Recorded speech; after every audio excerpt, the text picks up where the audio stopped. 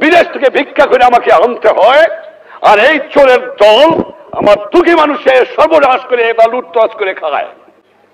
এই জন্য জীবনের যৌবন নষ্ট করি নাই, এই জন্য শহীদরা রক্ত দিয়ে যায় নাই যে কয়েকটা চোরাকার বাড়ি মুনাফাখোর ঘুষখোর দেশের সম্পদ বাইরে বাইরে করে দিয়ে আসে, জিনিসের দাম গুদাম করে মানুষকে না খাওয়া মারে। উৎখাত করতে হবে বাংলার বুকের থেকে এদের। টাকা নাই, পয়সা নাই, চাল নাই, ডাল নাই, রাস্তা নাই, রেলওয়ে ভেঙে দিয়ে গেছে।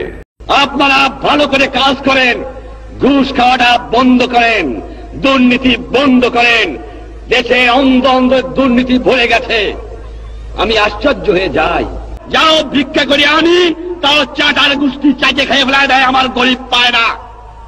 এত চোরের চোর, চোর কোথেকে যে পয়দা হয়েছে আমি জানি না। পাকিস্তানে সব নিয়ে গেছে, কিন্তু এই চোর টুক ফিরে গেছে আমার কাছে। এই চোর নিয়ে গেলে আমি বাঁচতাম, কিছু দালাল গেছে, কিন্তু চোর গেলে বাঁচা যাবে। শতকরা 20 জন লোক শিক্ষিত, আমরা শতকরা 20 জন, তার মধ্যে শতকরা 5 জন লোক আমরা বলতে পারি আমরা শিক্ষিত।